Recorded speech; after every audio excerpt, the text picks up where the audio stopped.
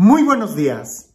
¿Alguna vez has estado en esa situación media incómoda donde te ves forzado a tener que corregir a alguien?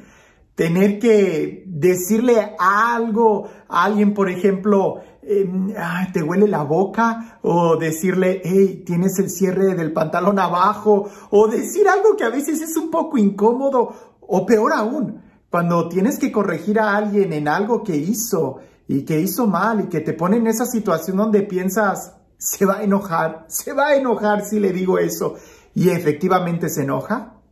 Yo creo que todos nosotros hemos estado en alguna situación por el estilo, donde nos vemos casi forzados a tener que decir algo, sabiendo que la otra persona se va a poner un poco incómoda.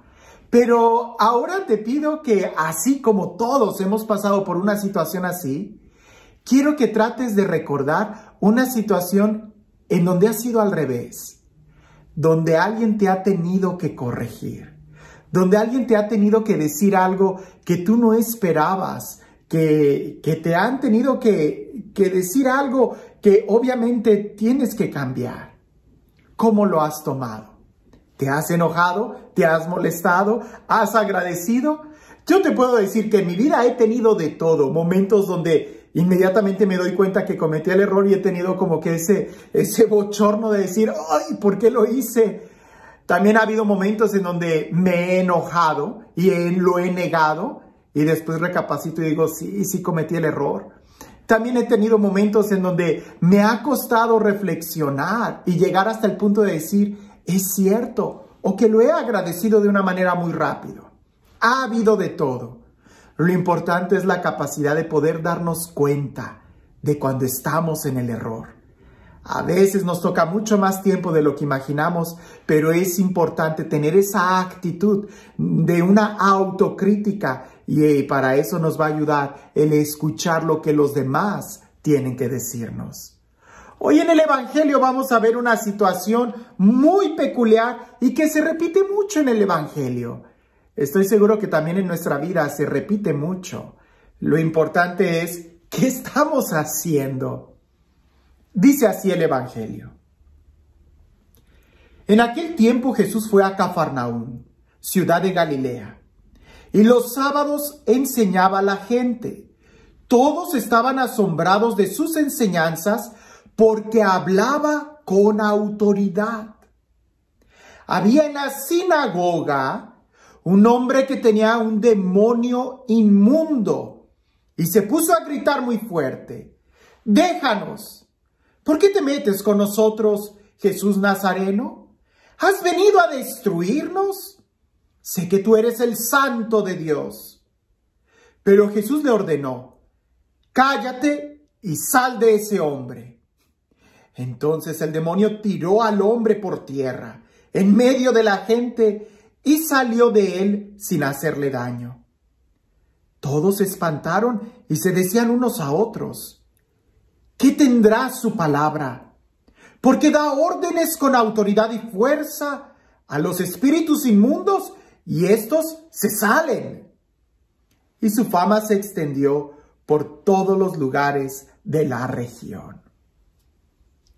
Seguramente has escuchado este texto muchas veces y seguramente ha habido algunos detalles que han pasado por alto. Resulta que ese endemoniado estaba en una sinagoga, donde se predica la palabra de Dios, donde se lee la palabra de Dios. Lo equivalente para nosotros de que ese endemoniado estaba en la iglesia. No estaba como entre los sepulcros como aquel, donde usualmente nos imaginamos que los endemoniados están. Pero resulta que también están adentro de la iglesia. Segundo, era un endemoniado muy elocuente, sabía mucho. Fue capaz de reconocer a Jesús. Fue capaz de confrontarlo. Pero no fue capaz de abrirle su corazón. Por supuesto que no era un endemoniado. Le dijo, ¿qué tienes tú con nosotros? ¿A qué voy con esto? De que reflexionando este texto, muchas veces nosotros no somos capaces de dejarnos confrontar con la palabra. Dejamos a Jesús a un lado, pensamos que Jesús le habla a otros y no a nosotros mismos. Jesús cuando entra a la sinagoga es una persona controversial.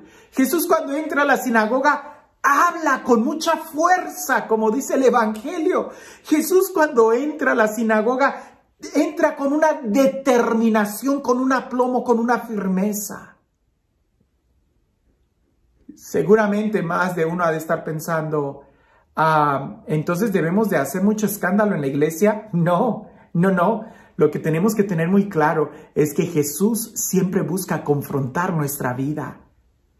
Lo que tenemos que tener muy claro es que Jesús es quien tiene autoridad y hay que darle a Él la autoridad, el respeto, el lugar que se merece. Y eso no es tanto externo, sino en nuestro corazón. Por eso nosotros deberíamos de decir, cuando pensamos en la iglesia y pensamos de que en la iglesia hay algún endemoniado, inmediatamente buscamos y vemos a los demás. Detente, piensa un poco en ti. ¿No será que nosotros somos como ese endemoniado que tenemos mucho conocimiento y somos capaces de reconocer a Jesús, pero no somos capaces de abrirle nuestro corazón, de aceptarlo, de invitarlo, de que venga a nuestra vida? Es importante que la palabra de Jesús, que es palabra con autoridad, que es palabra con firmeza, que es palabra que confronta, llegue a nuestro corazón, nos confronte, hable directamente a nosotros, porque de nada nos sirve saber de Jesús muchas cosas si no le abrimos nuestro corazón, si al final no nos confronta a nosotros mismos. Dejemos que la palabra de Dios llegue a nuestra vida, dejemos que sea Jesús el que actúe en nosotros. Porque quizás nosotros, tú y yo, quizás yo, he sido de los que habla en la sinagoga, voy a la sinagoga, me presento ante la sinagoga, escucho la predicación en la iglesia, en el templo. Pero cuando llega la presencia santa de Jesús, no tengo la capacidad de dejar que entre a mi vida, que me confronte, que me incomode, que me enseñe, que me hiera para que me sane. Porque si solamente dejo que vaya hacia los demás, entonces yo soy el que la está excluyendo. Sí, Jesús cada vez que entraba a la sinagoga hacía una revolución, suscitaba mucha controversia. Dejemos que haga lo mismo, no en los templos, en este templo, en el templo de cada uno de nosotros, que entre a nuestro corazón y que ahí arme toda una revolución. Deja que la palabra de Dios entre a tu corazón.